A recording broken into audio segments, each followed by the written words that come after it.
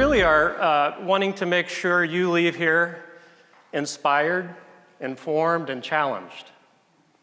And we have a lot of new technology. As you know, at KMC, our promise to you is to provide innovative and intuitive solutions from the most responsive and supportive people.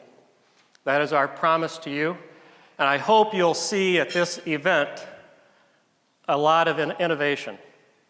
We're proud to partner with patented and patent-pending technology in the area of indoor air quality, whether it's controlled ionization, genius ventilation, our core solution of Commander and the indoor air quality add-on. I see the potential, anyway, for a silver lining of the COVID pandemic, and that is people might actually care about indoor air quality again, right? That's what we all hope for. The only concern I have is the federal government is throwing a lot of money at it, and they're not real good at spending money. So we're going to have to do our part to inform people, get them to realize that we have new technology that's not overly expensive, that we can really help them do what they should do about their indoor air quality. So you're going to hear a lot about that today. And another big theme that we all hear about is cybersecurity. We're proud to be partnering with patented technology in the area of cybersecurity. Veridify has a solution with us and Intel. So we're excited about that. We're just beginning to kick that off. But there's hardly a day that doesn't go by where you talk about cybersecurity, right? So it's really focused on protecting the backnet networks as the beginning of this. And it will evolve and become even more impressive and pervasive. Digital transformation is here to stay. And we want to help you stay in front of it because it's not going anywhere. We know that our industry is kind of slow to change, but I think with digital transformation, it's going to start accelerating. And you guys are here because we value your partnership. We're very committed to your success, and I hope you see that in the team here as we go through this event. I want to thank our sponsors. Intel is a genius sponsor. Unfortunately, Intel is still on lockdown, so no one can travel. Yes. Oh, you did make it. He got special dispensation. I don't know how you did it and Rick Lisa didn't do it. Yeah, exactly. So Intel is represented, and we really thank them for their partnership as a genius sponsor. We also have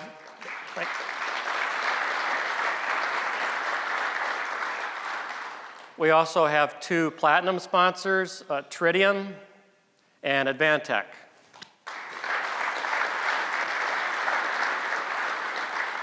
Tritium took care of that whiskey tasting last night. Where's Nate? Yeah, that's what I thought. Okay. And then we have gold sponsors. We have Veridify. We have ACI. We have BrainBox. And I think that's it. BidTracer, sorry. So let's give them a round of applause.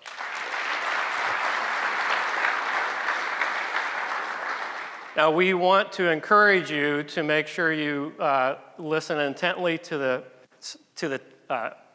keynotes today. Go to the breakouts. Go visit the demo room. Go visit the sponsors. Talk to them, because we want them to sponsor again, right? So talk to them. It's important to talk to them.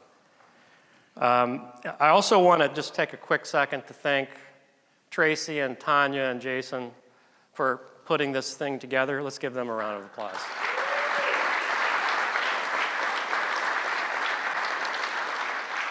And all the guys in the blue blazers all have done a lot of work to get us here. And so we're excited, again, to be with you guys. I want to introduce our first speaker, and we're really excited about our partnership with JLL. Jason Lund is here to speak today. And he's got 30 years of experience in real estate, And he is going to talk to you about a new idea and concept he has. And I just want to share a quote. Jason brings a unique knowledge of how to integrate technology in real estate for the benefit of real estate investor clients. Not only will Jason help grow the property management business and further our position and as an innovative, data-driven business, he will work closely with JLL Technologies to drive further investment and technology initiatives, all with clients' needs at the forefront. So please welcome Jason Lund.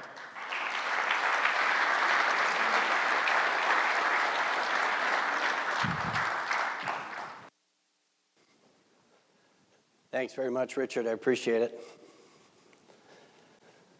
Good morning, everybody. I appreciate the opportunity to be here and talk with you all.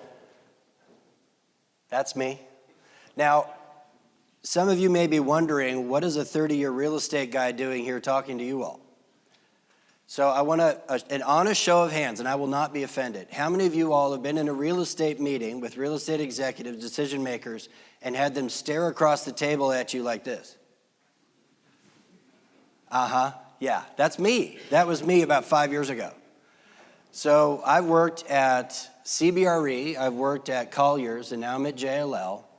When I was at CBRE, I was managing different divisions for them in the Americas, and there was this tiny sliver of a division off to the right-hand side in the org chart that dealt with environmental impact reports because of putting up rooftop antennas. So it was this very narrow strip, and the lady that was speaking on this, she was a keynote speaker at a conference in the Bay Area. I went to that conference, I heard her speech, didn't understand a word, but I clapped really loud. I was in the background, very enthusiastic. But that evening, what I had was a very interesting experience because I was actually in a room like this, meeting not with salespeople and even junior salespeople, but I was meeting with CEOs of small companies that were leading technology initiatives. I was meeting with COOs that were trying to do the operational stuff. And so when I started asking questions that I had always asked as a 30-year real estate person and never gotten answers, I started asking them questions like, well, what does this mean? And what does that mean? And why do you want to do this? All of a sudden, I was getting answers that I really understood. And so this may seem silly, but when you're in the real estate silo, you're growing up in that silo with all of your compatriots. You speak your language, you have your business motives, you have your acronyms, you have your business models, your clientele, all of your friends go out to your clients, and so you're calling friends, and you never jump out of that into a completely different ecosystem, technology and telecom. So that limited experience, what happened was, as I said, we need people to sit on our side, meaning my tribe, real estate. We need them to sit on our side of the table and help us understand what you all are trying to do and why. Not just what your product is, but what's the business model, where's it coming from, how can it really help us, and how does it map to our business model? So we started a group, and this was when I was at CB, hired a leader for that group. That leader reported to me, and then we started recruiting people in backbone networks, fiber optic networks. We recruited people in cyber. We recruited people in all these rooftop telecom, all these different divisions and pieces of technology and telecom to help us consultant-wise in our real estate world. Now what happened was, by the way, one of my partners in crime is right there, EJ. Raise your hand, EJ. Give a hand to this gentleman, by the way. EJ's been putting up with me for over 5 years now, and I just ping him with all kinds of questions. So one of my mentors and friends. But we had all of these people helping us now in real estate, and what I was doing with them is I said, look, you guys have to speak our language. So I taught them about the real estate business model. I taught them our acronyms. I taught them who our clients were, different people and and what their needs were. And then they taught me their business models. They dumbed it down as much as they could, and I tried to learn it so that I could turn around to our clients and tell them why they should have this group in the room with them in their transactions and in their daily dealings. So that's kind of how this all came about. And then in that osmosis process over 4 or 5 years, we did a number of educational events. This is one of them. We did this at Google's headquarters. We had one at Apple's headquarters. We had one at Intel's headquarters at Chandler, Arizona. And we would invite real estate people in and technology and telecom people in order to meet, understand each other's business model, and then see how you could work together. Now, in the process of all of this, I became kind of this middle person translator. And then JLL called, and they wanted just that. So we started a group, and this is what Richard was talking about, called Technology Infrastructure. Technology Infrastructure. So focused on the hardware that enables the technology within buildings. That's where I'm trying to get my clients to focus. And my clients would be the large institutions you've all heard of, like JP Morgan, Invesco, MetLife, et cetera. But then also corporate users. People like McKesson Pharmaceuticals, Amazon, Home Depot, what have you. Trying to help them understand their real estate in terms of technology innovation, what can happen with technology innovation, and telecom innovation. So KMC is becoming a big part of what I'm trying to do for our clients, and there's a number of initiatives that are driving that, which we won't get into this morning because I have to be slow. So, or have to be timely, 15 minutes. So JLL's approach to the fourth utility is to build a bridge, and tech infrastructure is basically that bridge. And if you picture this near ground, that's real estate, and the far ground would be your world, and we're trying to be that bridge across. So Tim asked me to speak a little bit, well, how are we going to do that? And what would real estate's reaction be? And I said, well, history is always a good teacher. Tim and I are both fans of history. So I said to myself, well, what did we do 120 years ago when the other utilities were coming into our building? So around the turn of the century, water was a new innovation. So the reaction of real estate people to water coming into buildings, piped water, and these newfangled inventions called toilets. You're going to put an outhouse in my building? That's real estate's reaction to bringing in new utilities. What about electricity or gas? You're going to blow up my building. That's their reaction. And then the last one, electricity, of course. Click, click. You're going to burn down my building. So real estate, and I know you've experienced this because you all raised your hands, real estate has a bit of a slow approach to taking on new initiatives and to looking at new ideas. But that's, again, why we're here. That's what we're trying to help with. So again, fourth utility, building that bridge. How are we going to do it? We're going to educate and enable. And those are two buzzy words, I know, that sounds too easy. But really and truly, in order to get the two communities together, and this is an ecosystem. This technological world is an ecosystem. You all have grown up in your silos, in your areas, just like I've grown up in mine. We've got to help both sides see the other side's business model and understand how they tick. And then we've got to stick with each other through that process. Whoop, one too far. Stick with each other through that process to make sure that deals actually get done to the best interests of both parties. You have your business to run, real estate has their business to run. We want to make sure everybody wins. So again, that's where we sit, is in that middle. So if you look on the education side, what we're trying to do with our clients, this is our clients, real estate, helping them understand the benefits of a technological approach and the technologies that they're considering. KMC is certainly one of those. But also, how can they drive their goals for their clients, which are professional investors, et cetera? How do we drive those goals using tech? And then how does your ecosystem all fit together so that they kind of have a paradigm for where you fit in?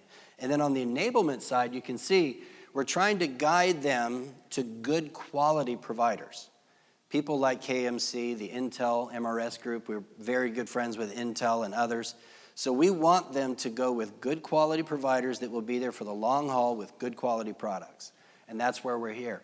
Strength of the portfolio. So our clients usually tend to think of technology as like putting a patch on a rooftop or fixing something that's broken in an individual building.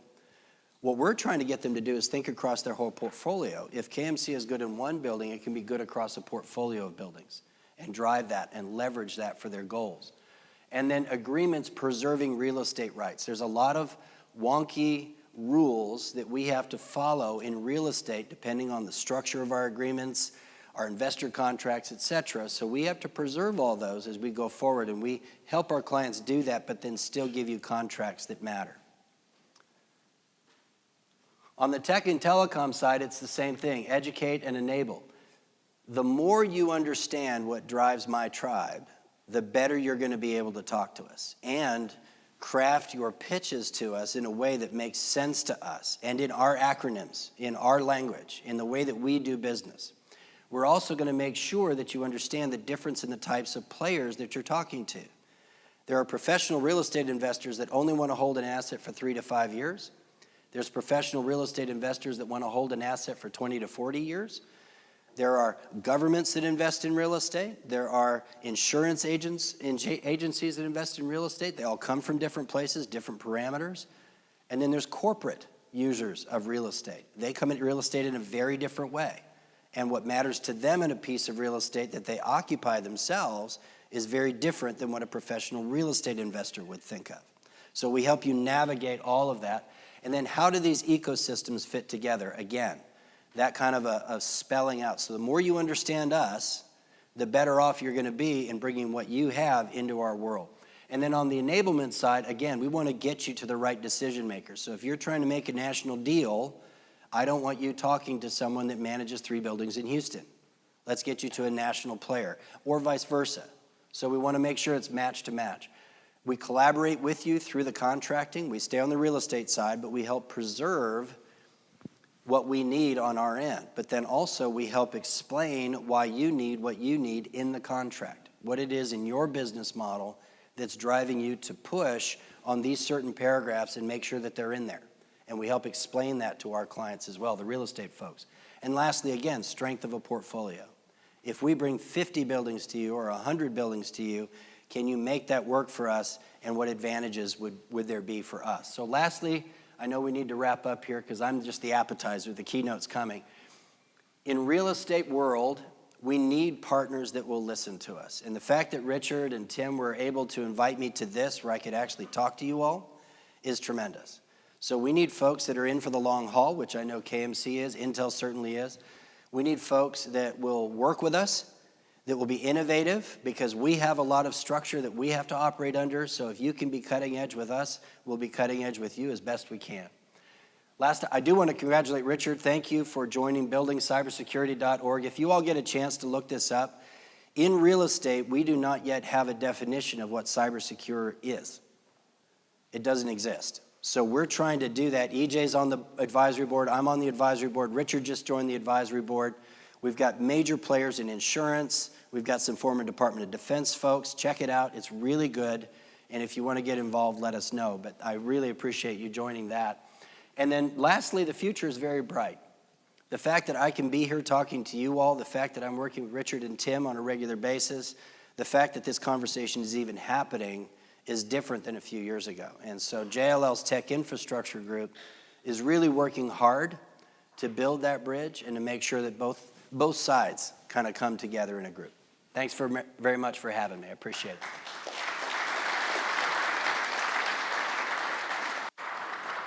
Thank you. Appreciate it. Well, as the conversation goes on, we're going to be contacting several of you to get involved in the conversation and get involved in the ecosystem. We're excited about this. It's inevitable that it's going to be a new challenge for us, and we want, again, to put you in the front of it. So next, we had the appetizer, now we have the entree coming. John Icuff is the New York Times bestselling author of 7 books, including his most recent, Soundtracks, The Surprising Solution to Overthinking. For over 20 years, he's helped some of the biggest brands in the world tell their story, including the Home Depot, Bose, and Staples. Most recently, he's spoken to hundreds of thousands of people across the country for companies such as Microsoft, Nissan, Comedy Central. That would have been interesting. He's also written for Time, the Harvard Business Review, Fast Company, Reader's Digest, and MSNBC. The really cool thing is John lives with his wife, Jenny, and 2 daughters in Franklin, Tennessee. So he's just drove up this morning. So welcome, John, please.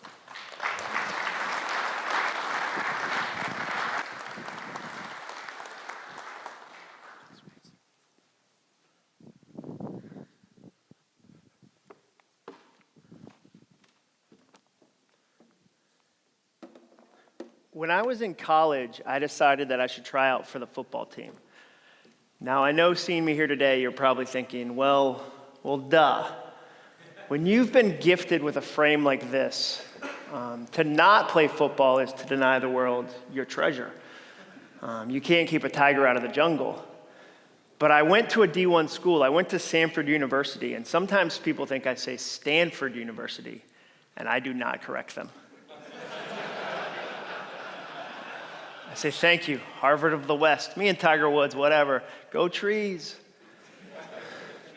But I went to a D1 school, Stanford University in Birmingham, Alabama, and we played other schools like Auburn and Georgia, and so I knew I needed to find a position that wouldn't liquefy every bone in my body every single play.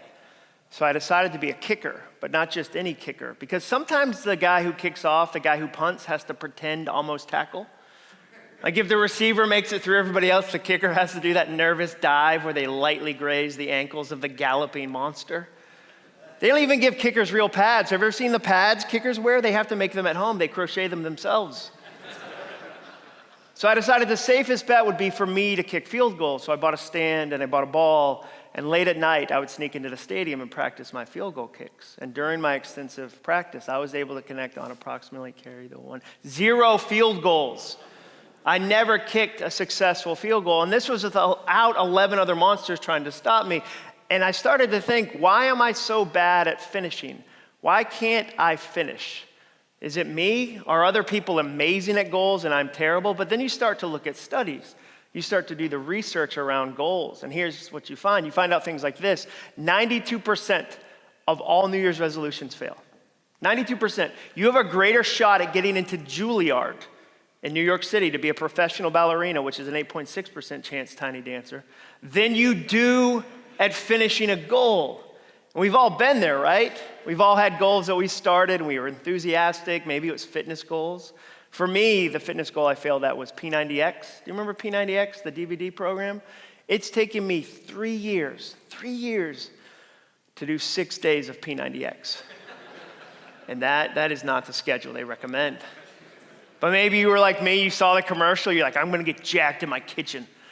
I'm gonna do so many burpees in my living room. And then you get to set and the first 5 days are miserable. But then you see yoga on the schedule and you're like, I can do yoga. That's like 50% candles. And then even the yoga day is terrible. Maybe for you it's CrossFit. I have a bunch of friends that do CrossFit. It feels like the hardest part of CrossFit is letting me know you do CrossFit. The amount of Instagram you have to do is exhausting. Finding the right filter for a kettlebell. Or like I have friends that do that thing where you flip tires as a form of exercise, which every time I see that, I think that is the least efficient way to move a tire. They're actually designed to be very easy to get from one side of the room to the other. Or I have friends that do that double arm rope thing. Have you ever seen that where they whip the big... I think that's okay. I just don't know when that's going to come in handy in life. Like at least karate might get me out of a jam. Like I might have to throat chop somebody at some point. But when is the double rope thing going to help you? Like you're at a hot air balloon festival in Santa Fe. And somebody goes, hey, that hot air balloon full of orphans and nuns just broke its moorings. Can anyone grab ropes and do this really quickly? And you step out of the dark and go, I was made for this moment. Some of y'all have pandemic Pelotons right now at your house. You thought, okay, I'm gonna do it. I'm gonna get a stationary bike. I'm gonna have strangers yell at me in my garage. And now it's just a really expensive place to hang laundry. We've all had big goals we start and stop, and part of the reason we do that is we celebrate the wrong part of goals. We celebrate the beginning. We say things like, well begun is half done. The hardest part of any journey is the first step, and that feels so good on a mug or like a picture of a unicorn on Instagram in swirly font. But what does that really mean? Well begun is half done? If a surgeon told you, as soon as I've made the first incision, I'm like halfway done with your surgery, you would say, where did you get your schooling? The hardest part of any journey is the first step. That's not even a little true. We have launch parties. We have kickoff parties. I've never been to a middle party. I've never had a manager say, hey, we're at the worst part of the project. Time for middle cake. Where do we celebrate at marathons? At the beginning, at the finish. The middle is the hardest part. It's lonely. It's challenging. And there's a cost to all this. There's a cost. You remember incomplete goals more than completed goals. Scientists call it the Z effect. The incomplete things in your life have a heavier weight. They have a heavier residue. You've had this experience. You ever go to bed at night and you go, okay, brain, time to go to sleep. And your brain goes, what if instead we thought about something you failed at 3 years ago? Bing! And you wake right back up. If you don't want to sleep tonight, scroll through your email right before bed. Look at all the stuff I failed to get to today. This is like digital melatonin. Peaceful. Another way to say it is this. The goals you don't finish don't disappear. They become these ghosts that haunt you. They weigh on you. So I got curious about that. I wondered, what does it really take to finish? Is it possible to go from a chronic starter into a consistent finisher? So I went to the University of Memphis and I commissioned a research study with a PhD there named Mike Peasley. And he and I studied nearly 900 people for 6 months as they worked on goals. Personal goals, health goals, financial goals, corporate goals, sales goals, innovation goals, so that we could answer that question, what does it take to really finish? And the results were surprising. And I think it behooves us to ask the question, why does it matter that we finish? Why does it even matter? It matters because that's how we grow. It matters because a goal is never just a goal is always a promise. A goal is a promise you make to your coworkers, it's a promise you make to your team, it's a promise you make to your clients, your customers, and it's ultimately a promise you make to yourself. And every time you make one and you don't keep it, it gets harder to believe the next one. And your industry is in a really interesting space. I mean, you're not trying to do smart buildings, you're trying to do genius buildings. And there's this crazy opportunity because the rest of the world cares about something you've been trying to get them to care about for decades.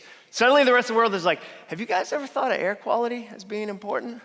Like, there's this thing I've been thinking about a lot lately called air quality. Do you do anything with air quality? And you're like, as a matter of fact, we do. We've been trying to get you excited about, like, there's parts of buildings, I was talking to Richard about this, parts of buildings where you go in and some of the building has just been screwed shut. They're like, no, it was cheaper for us to just nail this part of the system shut. It's fine. And you go, well, I'm gonna blow your mind.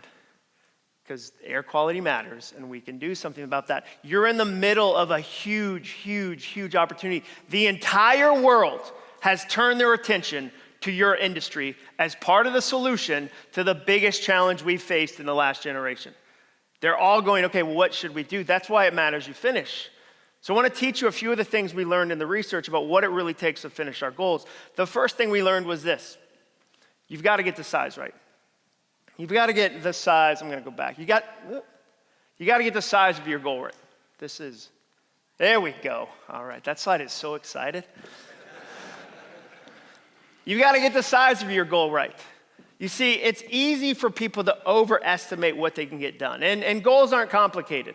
Goals are pretty simple. There's only 4 parts. Every goal has 4 parts. Results, what you want to accomplish. The timeline, how long you're actually going to work on it. The actions, the steps you'll take.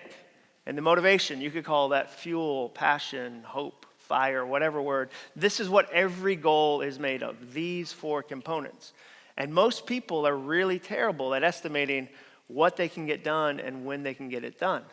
I meet people all the time that'll tell me, John, I'm going to start running. I'll go, that's great. And they go, yeah, I'm going to do a marathon. And I'll go, have you ever done a half marathon? Have you ever done a 10K? Maybe a 5K, even just a K. Have you ever done a K? Get a tiny little medal. And they go, no, I'm excited. I heard an Eminem song, Mom Spaghetti, I'm doing it. I'm gonna lose myself. I'm gonna get a bike. I'm gonna start cycling. I'm gonna get a carbon fiber bike, wear tight clothing. So much information. I'm going to Kona this week and I'm doing the Ironman in like an hour and a half. And you go, I don't know that that's gonna be sustainable. I don't know that that's going to actually work. And the reason that happens is something scientists call planning fallacy. And planning fallacy is the belief that you can get more done in less time. This belief that you can get more done in less time. And sometimes you see that in certain industries. You see it in renovations, home renovations. We live in Nashville right now where houses are $19 billion each. Like the real estate market here is crazy. And I it's just out of control. So my wife and I have been renovating our house, and you know you have a small house when people give you compliments like this, when they say, I love your house. It's so cozy. I love your house. It's charming. I love how both walls touch my arms when I walk down the hall. It's like your house is giving me a hug. And part of the reason we're renovating, I think, is we watch too many home flipping shows or like shopping shows. Like we watch International House Hunters. Have you ever seen that show? That show will make you hate your own home and the people on that show. Because it's always like a 23-year-old married couple and like the husband writes poetry for a job and the wife collects butterflies professionally. And they're in Florence, Italy, and they're trying to buy a bonus house and they can work from anywhere and their budget is $19 million. And they're always like, I don't know, this rooftop deck doesn't show enough of the Duomo. And you're like, stupid own house, we don't even see the Duomo. And we have those cabinets, like none of our cabinets in our kitchen completely closed. They're like relaxed fit mom jeans. They're just kind of like baggy and casual, which is nice because from afar you can see what's inside them. And I go to my friends' houses, they all have those drawers that automatically shut. Have you ever been around that? Like you go to shut the drawer and the drawer's like, whoa, you're too busy for this. I'll take it on home. You go about your day. I'll shut. And you're like, wow. And so we've been renovating. There's this temptation in the renovation market for people to overestimate how fast they can get stuff done. So you say, hey, how long will this project take? And they go, maybe 4 weeks. And then 4 months later, it's still in progress. And you go, okay, can we fix this? And the problem is they didn't want to disappoint you up front, so they overestimated and they disappoint you in the middle. It's because of planning fallacy. So we wanted to study that. How bad are people at estimating what they can get done? So we asked people in this research study, cut your goals in half. Cut your goals in half. And so they did. And here's what happened. The people that cut their goals in half were 63% more successful.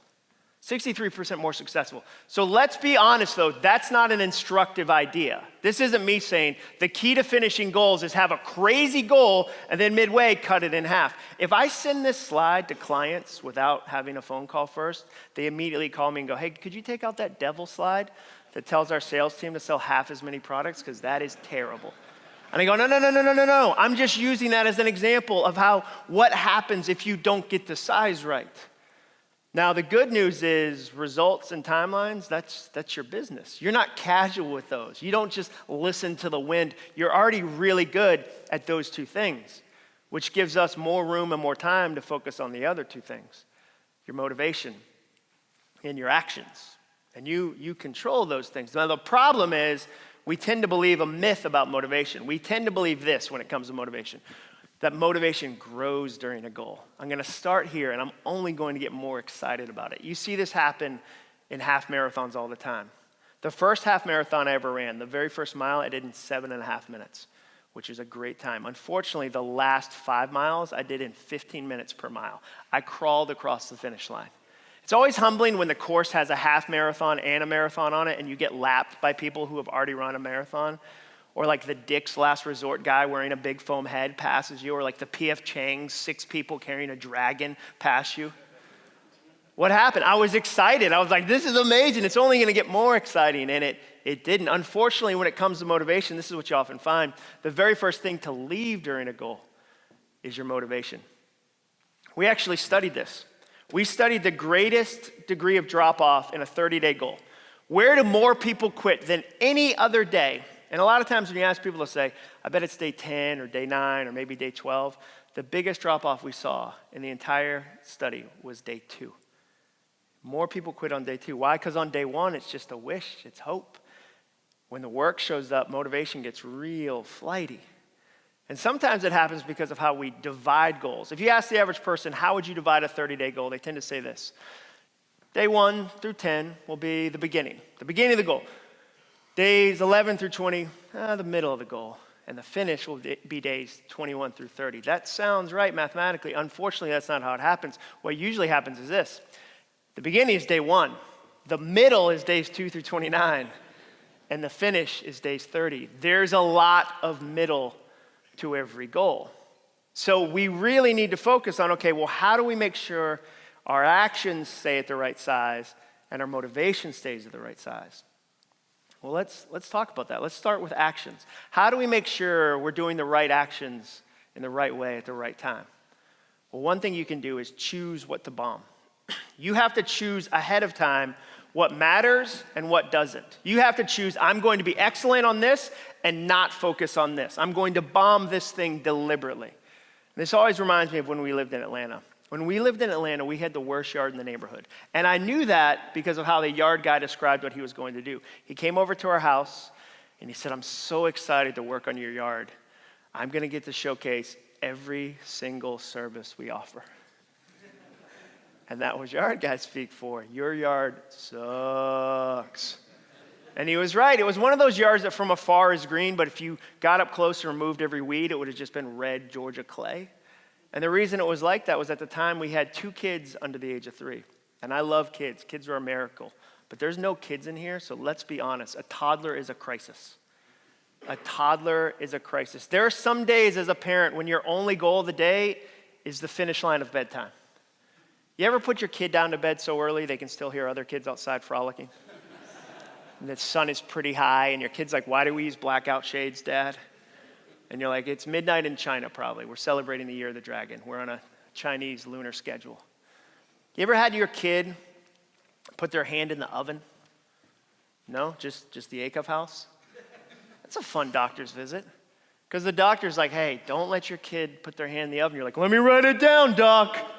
This is confusing, all this medical jargon. So you're saying hand outside of the oven is the better approach? Okay, I'll write that down in my notebook. You guys keep changing things on us. Sleep on the back, sleep on the stomach, peanut butter good, peanut butter bad. I can't keep up with modern medicine.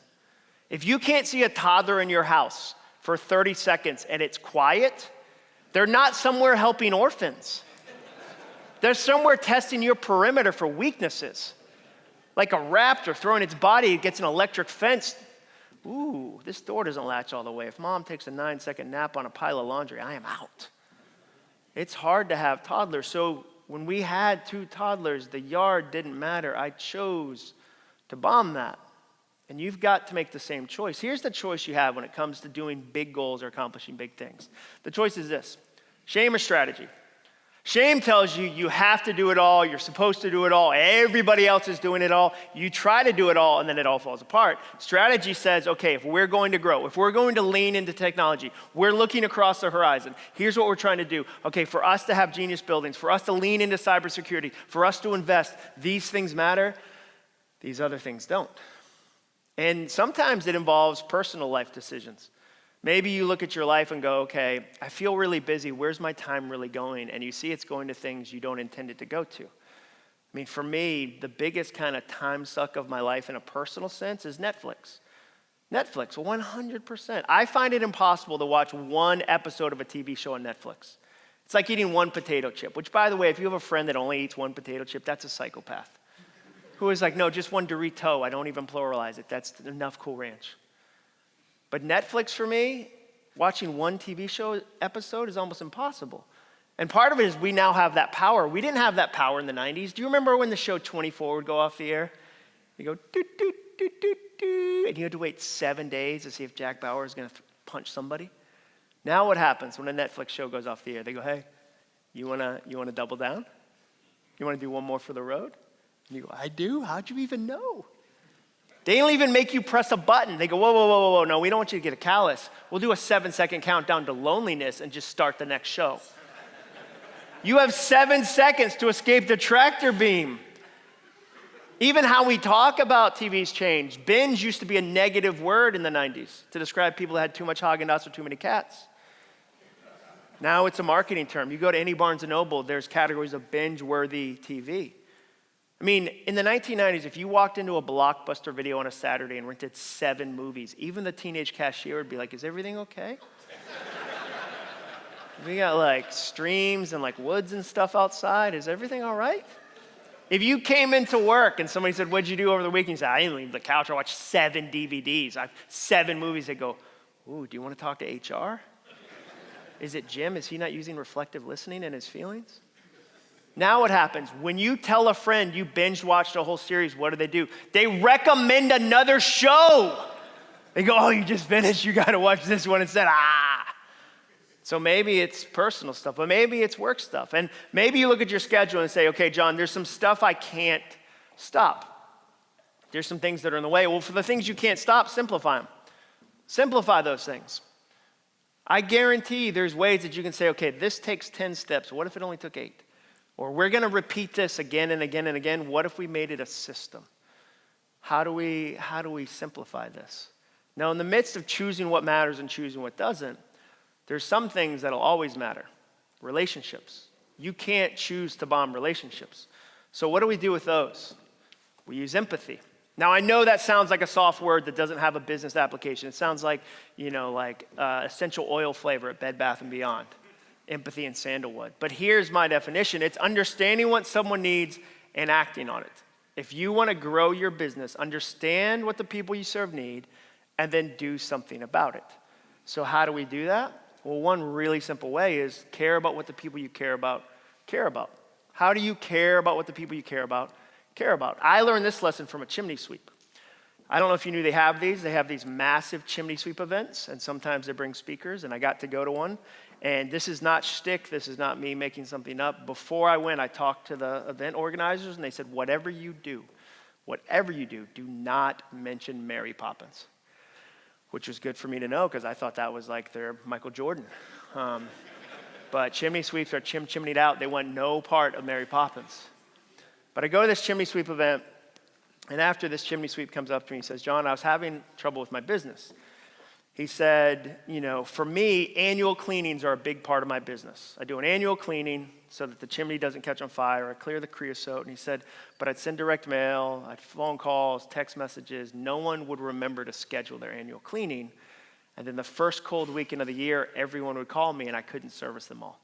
And he said, no one was thinking about their annual cleaning of a chimney. And that's true of every business in the world. No one outside of this room, none of your customers, clients, partners, vendors, whatever, are going, can't wait to see what they learned in Nashville. I just can't wait to see what they roll out. It's not their job to think of us. It's our job to think of them. So he started to say, what do the people I care about care about? And for some reason, he recognized that a lot of his customers are dog owners. For whatever reason, a lot of his customers own dogs. So he decided if I'm at somebody's house, and I'm doing a service, and the dog is out, and the dog is friendly, I'm going to pet the dog. I'm going to ask what the dog's name is. I'm going to even take a picture of the dog. And he did that. And then the day after their visit, he had an app on his phone that would turn photos into postcards. And he'd send a postcard of that dog's photo to the customer. And in the corner would be the chimney sweep's name, the dog's name, the date of their next appointment, and his contact info. And he said, John, do you know where dog owners put photos of their dogs when you send them one? On the fridge. He said, do you know how many of my other direct mail chimney sweep ads people put on the fridge? Nobody does that. Nobody's like, oh, Chimney Times is here? Clear the kids' report cards. What are they going to do this year? Point it flat? My daddy was a chimney man. I'm a chimney man. It's in our blood. Changed his business, one tiny degree of empathy. And once you understand empathy as a business principle and something you should focus on in the context of your goals, you'll see it everywhere. Chick-fil-A, for instance, the Chick-fil-A right down the street in here in Nashville has tiny bowls of Cheerios, free bowls of Cheerios for parents. It's not part of their business model. They're never going to sell them. Somebody smart there recognized it's hard to have a toddler. When a toddler is in meltdown mode, a Cheerio isn't a Cheerio. It's a tiny grain of gold. You just keep putting them in until the bomb diffuses. It's empathy. It's having little bits of empathy, and it matters. And so we have to figure out, okay, what do the people you care about care about? Right now, there's been challenges. What do they care about?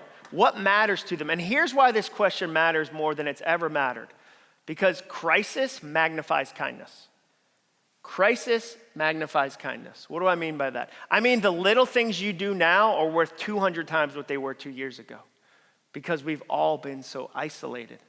I was reminded of this the other day. I was on a trail run, and it was a big trail. I was socially distanced, and this elderly gentleman passed me, and I'd seen him the day before. And this time when he passed, he gave me a double thumbs up. And that made my day. I told my wife about it. I'm telling you about it. 2 years ago, a random man in the woods gives me a double thumbs up. I would have been like, it's too extravagant. One thumb would have been enough. But now, because we've all been so separated, those little things matter. So the people that focus on this, especially in this season, especially if we go, think about how many people said, by April, by summer, by fall, we've had to move the goalposts a bajillion times. The little things you do matter. So the question should be, okay, well, how do we know what they care about? How do we know what the people we care about care about? There's a really easy way. Here's how you know. You read less minds, and you ask more questions. Read less minds, ask more questions. Now, I need to apologize to anybody who's into grammar. Technically, that should say fewer minds, but less is a better rhythm, and rhythm is a dancer. So I went with less, and I feel good about that decision. But have you ever had a meeting, like maybe it was a team meeting where you brainstorm something you're going to do for customers, something you're going to roll out. You spend a few hours, and then at the end of it, somebody annoying raises their hand and goes, hey, did we ask anybody if they want this thing? Like this thing we're building, did we ask anybody? You go, no, why would we do that? Let's just spend a lot of time, a lot of money, launch it, and then be surprised nobody wants it. What I've learned over the years is it's better to meet a need than it is to invent a need. It's very expensive. It's very time-consuming for you to invent a need. It's much better to meet it. I learned that lesson working for Bose. Bose is the home theater company. They make high-end headphones, car stereos. And I worked at their corporate headquarters about 20 years ago up in Framingham, Massachusetts. And one year, we had a new product that we were rolling out, but we had a problem. And the problem was that it was for gigging musicians. So if you've been up and down Broadway, gigging musicians, somebody going from smoky bar to smoky bar carrying their own speaker system. And we designed this product for them, and it was a really good product, but the problem was they either didn't know who we were, they'd never heard of Bose, or they knew who we were, and they didn't like us.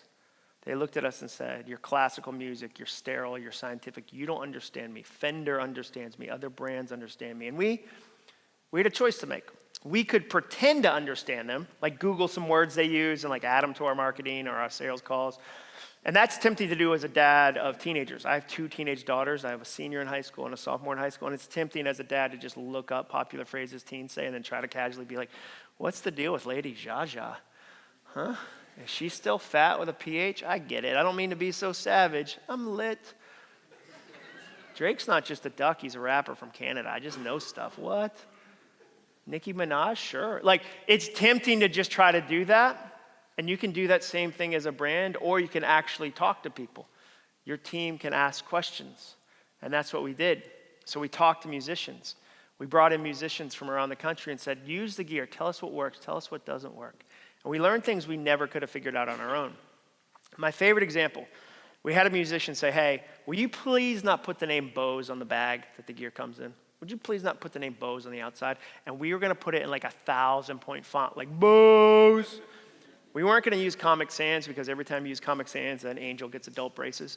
But we were going to put it on the outside of the bag and said, why wouldn't we put our name on the bag? And he said, well, when you do that, people at airports and people at nightclubs know my gear's expensive and they steal it. So you can put your name on the bag, but I'm going to do what I always do, which is cover it with tape, or you can just meet my need now. And we had geniuses at Bose. Bose was founded by Dr. Bose, an acoustical engineering professor at MIT, who got his first check from MIT, bought a home theater system, and thought, I think I can do better than this. I think I might be able to do my own stereo. Bose was full of geniuses, but we never could have guessed that unless we actually interacted with people. And there are other times where we didn't ask questions, and it cost us billions of dollars. We had a huge head start in the consumer headphone market. We're used to now that people spend $200, $300, $400 on consumer headphones, but 20 years ago, consumers weren't doing that. And somebody at Bose said, I wonder if we could take this system that we have for pilots. We have this really successful acoustic noise canceling system for pilots. Can we adapt it to a consumer market? Will consumers pay that much money for headphones? Can we build that market? Can we grow that? And we did, and it worked. And we had a huge head start, but then consumers started to change what they want. In the same way that consumers are changing, clients are changing, buildings are changing, governments are changing, the air quality thing has now bubbled up to the surface. People are constantly changing what matters to them, and consumers started to go, hey, we love the way your headphones sound, the audio quality is amazing, but we also care how they look. We want different designs. We care about the colors. Sometimes we wear the headphones just to match the color of our shoes. Like my high school daughter, she has friends that have AirPods that sometimes aren't connected to anything. They just want you to know they own AirPods. For that week, they're going to lose them, but for that week, they have them. And so consumers started to say, we want different colors, different designs, and we ignored that because we didn't care about it. And you know who didn't ignore it? Dr. Dre and Beats. And they ate our lunch in a multi-billion-dollar industry. We broke the first rule of electronics. We forgot about Dre. And our attitude was kind of like, what do you mean we don't have colors? We have colors, dark gray, off gray, light gray. Here are your colors. And if you get disconnected from what people want, there's this gap that opens up. And the way to close the gap is with empathy. And here's what's really interesting about this. When you ask somebody what they need, they become visible and valuable. Just the act of doing it makes somebody feel seen and that they matter. That's what everyone that's not in this room, everyone that you want to bring along on this growth, every form of technology you do, the real estate agents, everything, they want to know, do you see me? Do I matter? Do you see me? Do I matter? So as you think about your goals, as you say, okay, we're going to choose some things that don't matter and some things that do, people matter. So choose what to bomb, but just make sure that in that list of what matters, you keep people. The most surprising thing in the research was this next idea that we stumbled upon. If you're going to actually finish goals, if you want to actually get done, you've got to make it fun. Fun matters. Now, why is this surprising? It's surprising because most people, if you say, name 5 words when you think of a goal, they say hustle, grind, willpower, persistence, discipline. Like they think of these really difficult situations. They don't think that something can be fun or enjoyable. With health goals, I see this all the time. People say to me, John, I want to get in shape. And I'll go, that's great. What are you going to do? And they say, I'm going to run. I go, oh, do you like running? They go, no, I hate it. I hate it. That's how I know it's good for me, because I hate it. Even our fun weekend goals, we do that too. Like we make things that could be fun miserable. Like one of the fastest growing sports in America right now are adventure races. Imagine like an obstacle course combined with a half marathon. I have a bunch of friends that do them. They're amazing. Don't hear this as a criticism. It's things like Tough Mudder, the Spartan Race, the Warrior Dash. And I think they're awesome. It's just interesting to me that in the Tough Mudder, one of the activities is you get electrocuted. That's one of the fun activities that day.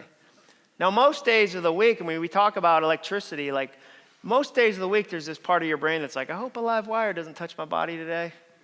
That'd be a bad day. On Tough Mudder Day, you pay a person for that experience. Now, this is after you've jumped into a dumpster full of ice water and swum under a wall. And the wall is there to make sure you have to fully submerge long enough that your brain kind of loses synaptic connection with your limbs and you have kind of a voluntary seizure. Then you get to crawl through the live wire field.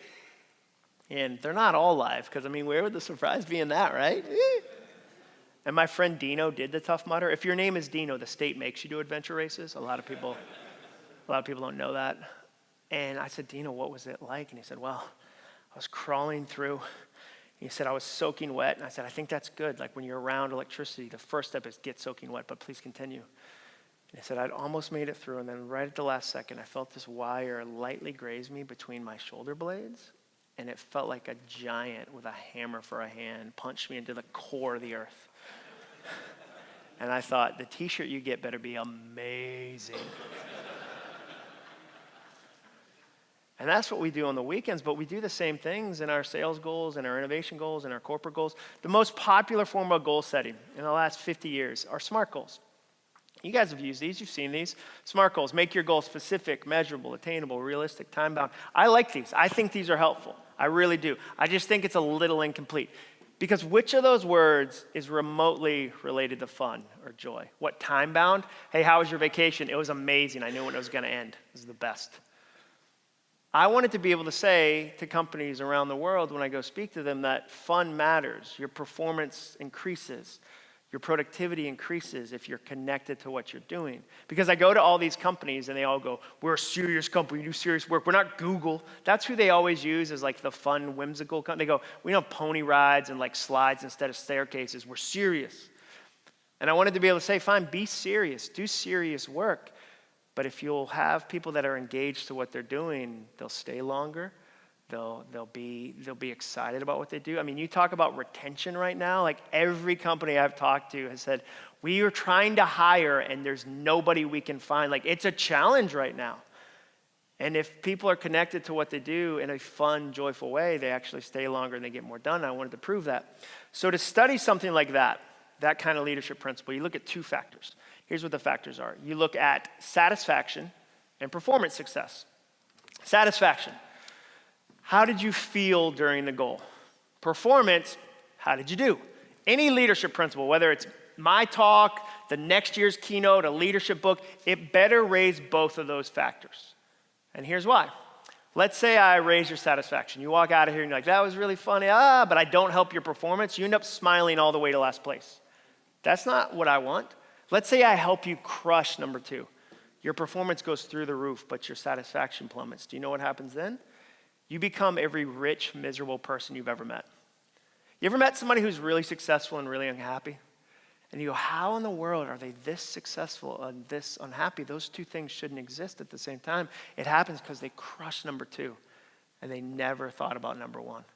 Or they had a plan. Here was their plan. Their plan was, I'm going to be miserable for like 62 years, but then I'm going to retire, move to Florida, and get a golf cart, and it all change.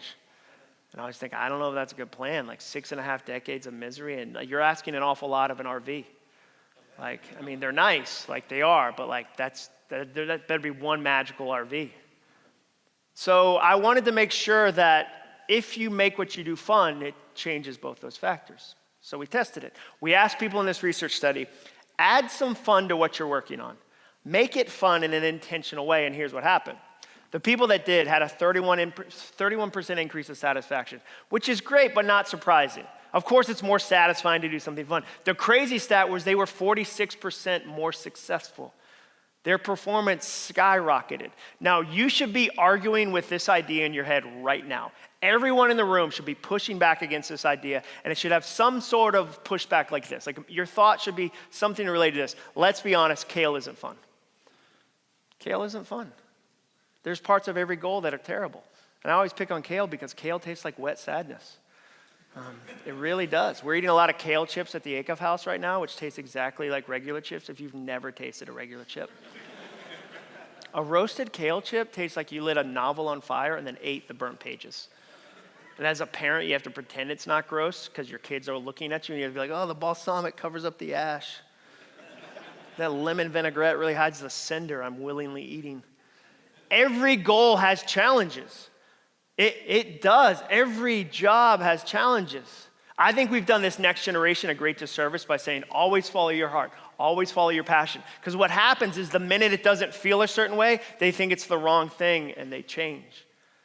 And I'm not saying that I think millennials are lazy and entitled. I don't think that's true for a second. I know some millennials that are killing it. Whenever a boomer CEO tells me millennials are lazy and entitled, I always think we should talk to the people that raised them. Oh, wait, that's you? The call is coming from inside the house? But I've heard other speakers say things like, if you don't love 90% of what it takes to be in your industry, you're in the wrong industry. 90%? That's garbage. You're telling me in a 40-hour work week, 36 of the hours feel like running in a field with a ribbon? And there's just 4 hours you don't like? Like, when I lived in Atlanta, I had longer than a 4-hour commute. Every job has challenging parts. Your job has challenging parts. I mean, supply chain, like it's crazy right now. I've talked to 3 logistics managers from 3 different industries in the last week, and they all said the same thing. Hey, you should go ahead and order your Christmas presents now. You might even be a little bit late. Like you should have probably bought them in like May.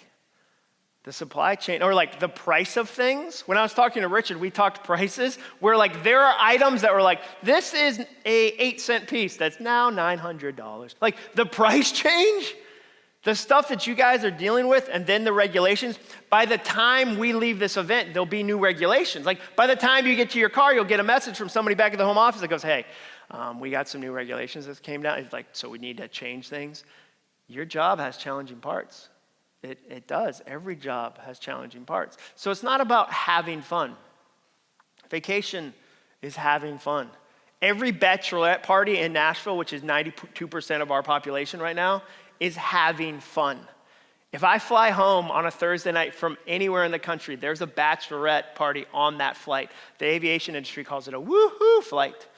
It's a technical term. I'll have the same outfit on, cowboy hat, jean shorts, cowboy boots, shirt that rhymes frisky with whiskey in some fashion. That's having fun. I'm talking about making it fun, taking the parts of what you have to do that aren't inherently fun and then adding some fun to it. So how do we do that? There's 2 forms of motivation you can add to a goal. The 2 most common, reward and fear. Let's talk about that fear word first, because we often think it's always negative. When I say fear, I mean consequence. If you've ever gotten something done on a Thursday because you had a Friday deadline, you experienced a positive motivation from a consequence. Another way to say it is there's 2 types of motivation, approach and avoidance. An approach is, if I do these 3 things, I approach this goal. And avoidance is, if I do these 3 things, I avoid this negative situation. Now, great doctors know this principle. If you have a family, doctor that actually knows you and they want you to get in a little bit of shape, do you know what they do? They try to figure out, are you reward or are you consequence? If you're reward, what do they say? They paint a picture of what'll be good if you do the work. They say, hey, if you get your cholesterol down, if you drop a couple pounds, like you'll be able to travel so much easier. You'll be able to hike this summer with your wife, and that'll mean the world to her. If they know you're consequence-based, they flip it on you. They say the opposite. They go, hey, if you don't drop a couple pounds, if you don't get some things under control, you run the risk of developing the same health issues your mom had. It's going to be really hard for you to sleep. Same with financial planners. A good financial planner tries to read the situation and go, okay, are they reward? Are they fear? What's going to motivate them? If you're reward, they paint a picture of what happens when you work on your money. You go, hey, if you get your 401k in order, if you do some of the difficult things, you'll be able to retire early. You'll be able to get that RV, drive around the country, put one of those state maps on the back and fill in each state. If it's that you're fear motivated or consequence motivated, they say the reverse. They say if you don't get your money in order, you'll never be able to retire. You'll have to work to the day you die. Like you'll have to ask off for your own funeral. Like that's sad. Your kids won't be able to go to college. Now, the point of this is you should look at what you have to do in the coming year and go, which parts are challenging? Which parts are difficult? What are the things I put off? And how do I add a little bit of reward or a little bit of consequence to motivate me to actually do them? And it doesn't have to be massive. It can be something small. Maybe you say for a reward, when I hit these numbers, I get to go to a movie by myself. And that might not feel like a lot, but a movie when you're a parent is the greatest suburban luxury known to mankind. You walk in by yourself and you're like, ticket for one. Like you can't believe the good fortune. Maybe it's something else. Maybe it's a bigger item. For me, when I was trying to finish this book that I was having a hard time with, the manuscript was just killing me. I said, when I turn it in, I get to buy my own pair of ski boots. I love skiing, which is such a smart hobby to have in a city that's 400 feet above sea level. It's super easy to ski here. And if you've never skied, renting ski boots is like renting prisons for your feet. And I decided I'm going to get my own ski boots. It'll be the first time I've ever owned them. They were only $500 or $600. I probably could have purchased them that day, but I needed a reward to pull me towards the finish line. What about on the flip side? Maybe you look at this and you go, okay, I am consequence motivated. Consequences, deadlines drive me. You ever find more creativity like the week before the deadline or more ideas right before? Like maybe you're consequence driven and you need to say, okay, I need some accountability. Maybe that's what you add. You say, I need a couple friends to hold me accountable, just to text a week on something I'm working on and ask me how I'm doing. Maybe raise the stakes. There's a radio DJ here in Nashville named David Hooper, and he hired a business coach, and his business coach knew he was consequence motivated, and he said to him, hey, I want you to give me 3 signed checks, and every time you miss one of your goals, I'm going to send the politician you hate the most some of your money. And you better believe that motivated David Hooper. And he would amp it up. The business coach would say, they're going to do such terrible things with your money. He figured out how to game it. Now, where this is fun is you figure it out for yourself. But then if you're a leader, if you manage people, if you have people that report to you, you figure it out for the people that report to you too. The worst part of leadership, one of the worst parts, is when you try to motivate somebody with the wrong form of motivation. Every leader's had this moment where it's just not working. Somebody on your team, somebody at your company, whatever, it's just not working. You sit them down for this serious conversation. You go, hey, we love you, great personality. We see so much potential in you. But if you can't do these 3 or 4 things, we're going to have a really tough conversation. And if they're not consequence motivated, it goes right over their head. Even on the day they've been fired, they're like, pretty good day. And you're like, it wasn't. I didn't want to fire you. They weren't motivated that way. Same thing with rewarding people who don't care about rewards. When I worked at Auto Trader in Atlanta, they gave us orange iPod shuffles. Remember the little square ones? They're really tiny and they clipped. And I remember this woman that sat next to me said, ugh, I hate the color. It's such a terrible color. And I was thrilled at this gift. And at first I thought, she's so entitled, but she wasn't entitled. It wasn't her value system. They could have given her 100 iPod shuffles in 100 different colors. It didn't matter because she didn't care about rewards. Everyone in this room has given a bonus to somebody who goes, oh yeah, cool, thanks. You go, no, it's a bonus. This is exciting. You go, it didn't move me. You figure it out for yourself, you figure it out for other people, and you're able to get motivated. It keeps the motivations the right size. I'll show you one example from my own life. A few years ago, I stepped off stage at a big event, 1,300 salespeople. I step off stage, and this woman comes up to me, and she says, I love following you on Instagram. You're so funny and tall. She said one of those words. And then she said something that punched me in the stomach. She said, I didn't know you wrote a book.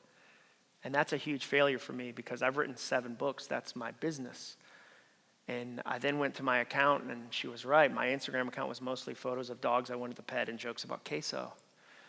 And I was like, oh no. And that was a real failure because every event planner, the very first thing they do when they think about booking me at an event is they go to my social media. And they go, has he spoken for other companies? What has he done? And I was sending a really disconnected message. So I went to the most honest person I know, my 18-year-old daughter, and I said, am I good at Instagram? She said, you use it like an old man. And I said, well, you're hired and you're also grounded.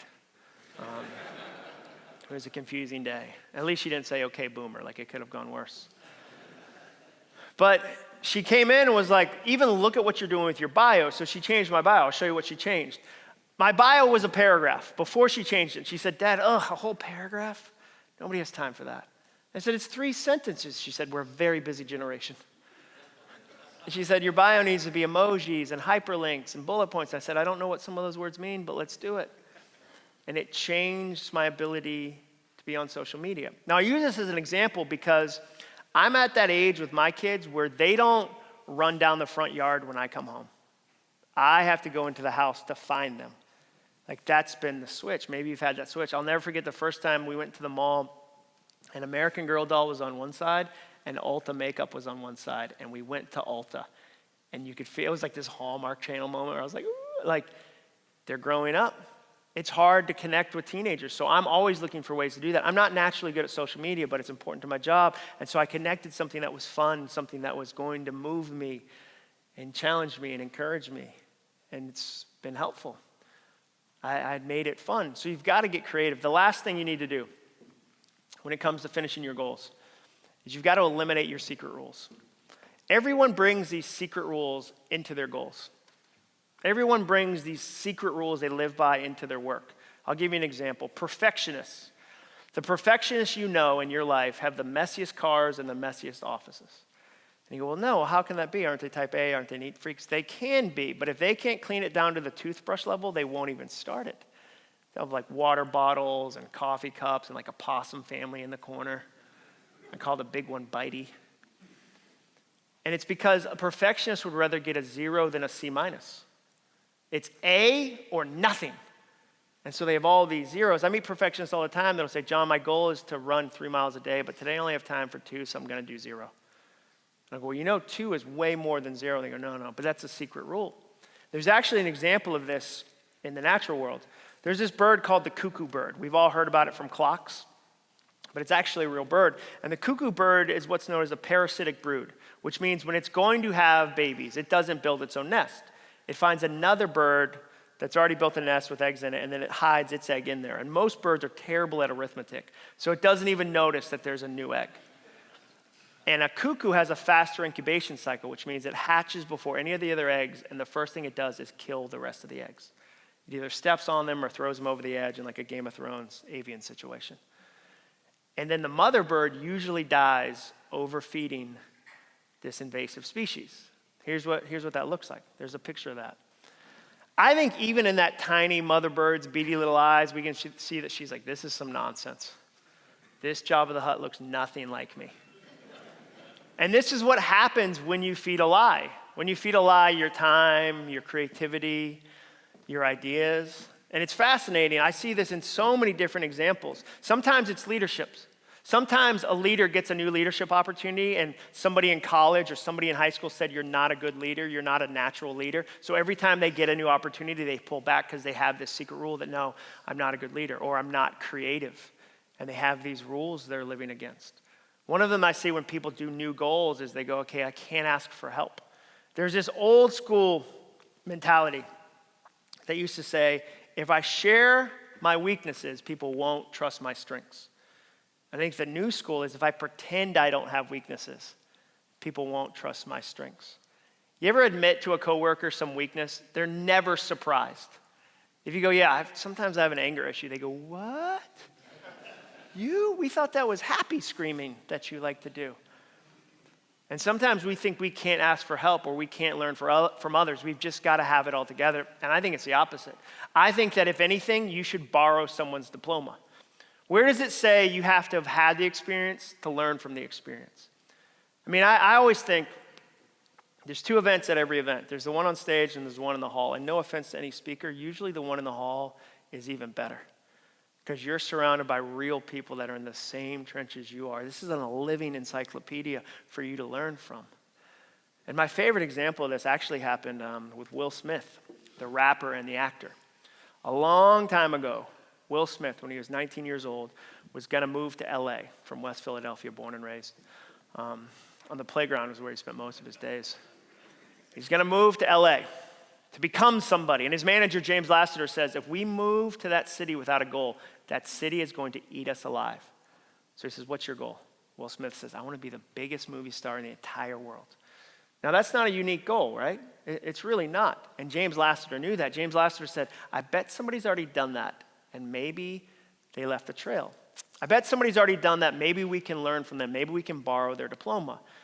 So they looked up the 10 most successful, highest grossing films of all time. Because if you want to be the biggest star, you got to be in the biggest films. And they said, is there a pattern?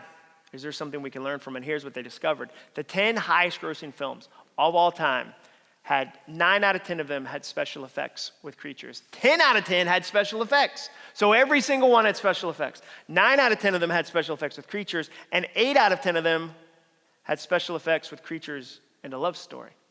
Now, there's no way that works, right? There's no way that formula works. I mean, Hollywood's too fickle. Like, there's just no way, right? I mean, think about Hollywood this way. There was a movie once that had Han Solo in it, Harrison Ford. It had James Bond, Daniel Craig. It was directed by Jon Favreau, fresh off of Iron Man. It was produced by Ron Howard, fresh off of everything. That movie made $11 million.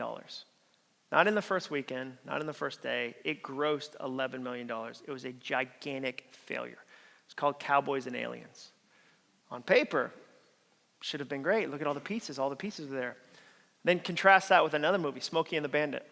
Smokey and the Bandit barely had a script. Most of it was ad-libbed. Burt Reynolds would just show up on set and be like, I got a mustache, woo, and they'd film that. It was directed by a first-time director. His previous job was stunt driver. How do you even make that transition? Somebody sees you and goes, you're wicked awesome at jumping stuff off of dirt piles. You want to direct the whole movie? And you go, I do. The plot was they had to get beer across the state lines. That's not a plot. That's a UPS route. Sally Field, who was in it, said, I knew it was the end of my career. I knew it was the end of everything I'd worked for. It was so terrible, my career was over. That movie made $300 million and was second the year it came out to a movie called Star Wars. Hollywood's too fickle. There's no way this will work. Do you know why we sometimes want complex solutions and not simple ones? Because then we can hide in the excuse of it was too complex. If it's simple, we just have to admit we have to do it. If it's complex, we can say, wow, it was really complex. But there's no way that works. It's too simple. But then you start to look at Will Smith's best movies, his highest grossing films. Here's the list. Independence Day, special effects, creatures, love story. Hancock, special effects. Men in Black 3, special effects, creatures, love story. Men in Black, special effects, creatures, love story. I Am Legend, special effects, creatures, love story if you count the dog. Now, is this a guarantee? It's not. It's really not a guarantee. I mean, Wild Wild West had all those features and was a wild, wild bust. But here's the thing. We're not talking about being perfect. We're talking about finishing. We're talking about being better today than we were yesterday and then repeating it tomorrow and learning. And that's the process of what it really takes to finish goals. And it matters because you've got tremendous opportunity. Your industry is changing. Cybersecurity. Like 10 years from now, we'll go, can you remember when we didn't have buildings that were genius buildings? 20 years from now, we'll be so surprised at the things we got around without that you will have added to the conversation. You're in the middle of a tremendous opportunity, so it matters that we finish. And here's ultimately what you learn when it comes to goals. Starting is fun, but the future belongs to finishers. If 92% of resolutions fail, do you know what happens when you actually finish? You become rare and valuable and successful. Now, this was about an hour, and I did a 3-hour version of this for FedEx at their corporate headquarters. That one got a little awkward be honest with you, because they bought a copy of one of my books for everybody there, and the publisher sent me an email with the tracking link, and I clicked on the tracking link, and it was a UPS tracking link. So let me say that a different way. I UPS books to the FedEx corporate headquarters. A brown truck had to pull up to the security gate at FedEx and say, hey, I got some John Icuff books. He's a business expert, clearly. Where should I drop them? I'm not familiar with your campus. And during the speech, I could see a pallet of my mistake in the back. That was 3 hours. This has just been an hour. So I don't want you to miss any answers to what's next, because that's always the question I get. Okay, what's next? What do I do with that? So I have a really simple workbook with a bunch of steps, a bunch of what next steps. Let me see if I can pull up that slide. There you go. If you want a copy of it, it's 15 pages, it's a PDF. It's a lot of tactical, practical things. So if you want a copy, just text my name, John Icuff, to 44222. It's got a bunch of steps. You can share it with anybody that's not here, because a lot of times with an event, you represent a bunch of people that aren't in the room. I'm so glad that I got to share a few ideas with you about what it takes to finish, and we've actually got a couple minutes where I can take some Q&A questions. So I think we've got 5 to 10-ish minutes. If there's any questions, by all means, let me know. I would love to answer them. If there's not, I will walk up and down this stage and look for anybody who even remotely scratches their head. There we go.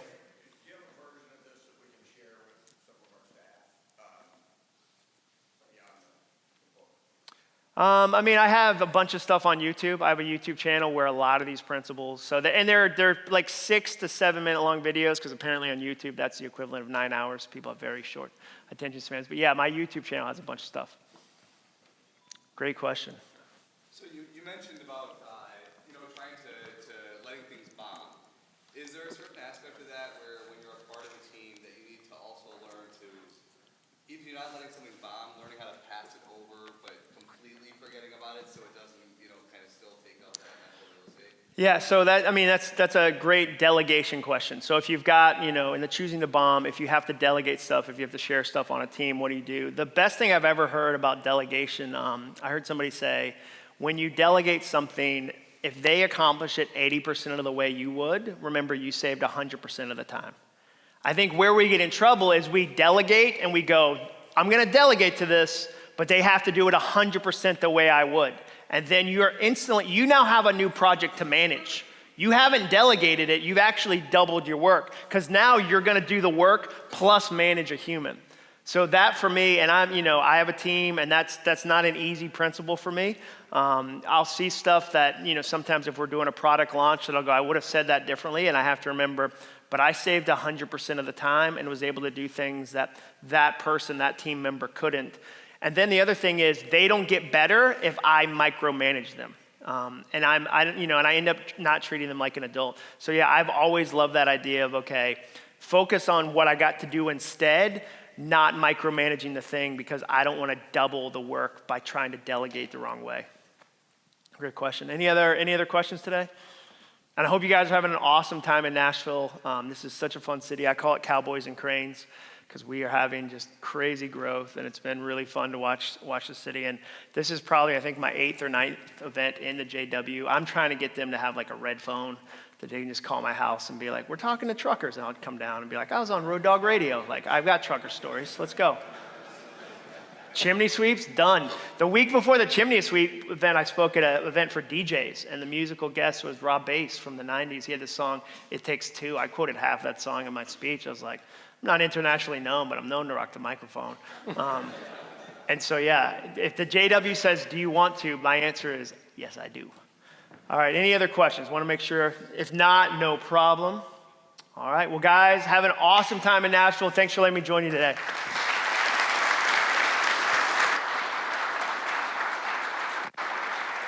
Great job. Thanks. Appreciate it. Thanks, John. Let's give him another round of applause.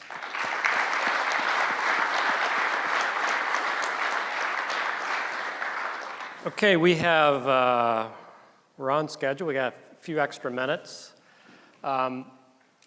We intentionally decided to not do scheduled events in the evenings tonight and tomorrow night so that you guys can really enjoy the city. We picked this city because it's a lot of fun. How many of you made it to Broadway Street last night? How many plan to get there tonight? More hands. You got to go, if you haven't seen it, you got to go see it once. You'll never hear more music, and it's amazing how they fill those things up every night with people trying to be found, right? The next country music star. So we'll be going till about 5 o'clock today. And I want to encourage you all to go to the demo rooms and go visit our sponsors during your break times. It's very important to us that you go listen to what they have to say. We're excited about their participation. So again, we have a lot on the plate today.